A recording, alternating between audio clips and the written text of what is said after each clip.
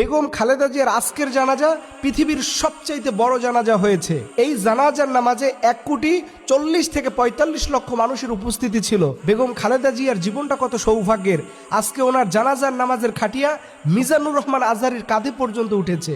আল্লামা মামুনুল হক তার কাঁধে নিয়েছেন। গোটা বাংলাদেশের মানুষ তার জন্য দোয়া করতেছে। আমি আরো অবাক হলাম যে জনাব তারেক রহমান সাহেব তার আম্মার জন্য নিজে কোরআন তেলাওয়াত করতেছেন। এই দৃশ্যটা ওনাদের মতো এইরকম একটা ফ্যামিলিতে আশা করা, এটা আমি জীবনে কল্পনাও করতে পারি নাই। কিন্তু দেখলাম জনাব তারেক রহমান সাহেব তিনি তার মায়ের জন্য কোরআন তেলাওয়াত করতেছেন, তিনি তার মায়ের জন্য আল্লাহর কাছে দোয়া করতেছেন। সুবহানাল্লাহি ওয়া বিহামদি।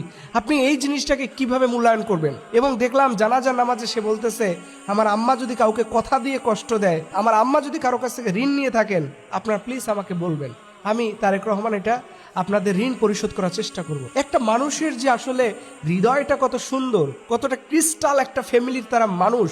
সুবহানাল্লাহি ওয়া বিহামদি। এটা সত্যি দেখে আমরা বারবার মুগ্ধ হয়ে যাই যে এরকম একটা মানুষকে আমরা হারালাম। দেখেন ওসমান হাদির জানাজা এবং বেগম খালেদা জিয়ার জানাজা একই জায়গাতে হয়েছে। লক্ষ লক্ষ কোটি কোটি মানুষ এসেছে এবং দুইজন মানুষের মধ্যে কিন্তু একটা আদর্শিক মিল ছিল। সেটা হলো তারা আপোষ করতে পছন্দ করে নাই, তারা ভারতের সাথে কখনো আপোষ করে নাই। বেগম খালেদা জিয়া এত কঠিন একটা সময় পার করেছেন, এর মূল কারণ ছিল তিনি ভারতীয় আধিপত্যবাদের বিরুদ্ধে সদা সোচ্চার ছিলেন। একজন নারী হওয়ার পরও তিনি যে শক্তি, যে সমর্থন, যেই পাওয়ার দেখিয়েছেন, এটা পৃথিবীর অনেক পুরুষরা পর্যন্ত দেখাতে পারে না। কিন্তু সেই জায়গায় অনড় ছিলেন বেগম খালেদা জিয়া। আজকে ওনার জানাজায় এই কোটি মানুষের সমাগম বলে দিচ্ছে এই দেশের জনগণের প্রত্যেকটা মানুষ তাকে ভালোবাসে, এই জনপদের প্রত্যেকটা মানুষ তার জন্য দোয়া করে।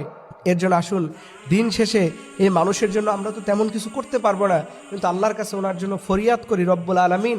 মানুষ হিসাবে আমাদের ভুল ভ্রান্তি হয়ে যায়। দেখেন আজকের রাজা ওই মাটির গর্তেই শুয়ে থাকবেন, যিনি গ্রামের ফকির মানুষ, অসহায় দারিদ্র মানুষ, তিনি ওই মাটির গর্তে ঘুমিয়ে থাকবেন, যেখানে কোনো ভেদাভেদ নাই। ওনার এই মাটির ঘরের জায়গাও যেমন, গরিবের মাটির জায়গাও তেমন। সো আমরা যেন অহংকার না করি, আমরা যেন মানুষের উপরে দাম্ভিকতা না দেখাই, আমরা যেন মানুষকে কখনো ছোট করে না কথা বলি। যে দুনিয়াতে মানুষ সবচেয়ে বেশি অহংকারী হয়। আল্লাহ সুবহানাহু ওয়া তাআলা বলছেন দুনিয়াতে আল্লাহ সবচেয়ে মানুষের যে জিনিসটা অপছন্দ করেন সেটা হচ্ছে অহংকার, ক্ষমতার প্রভাব, দাপট। এইগুলো আল্লাহ তাআলা পছন্দ করেন না। এর জন্য আসুন আমরা আল্লাহর কাছে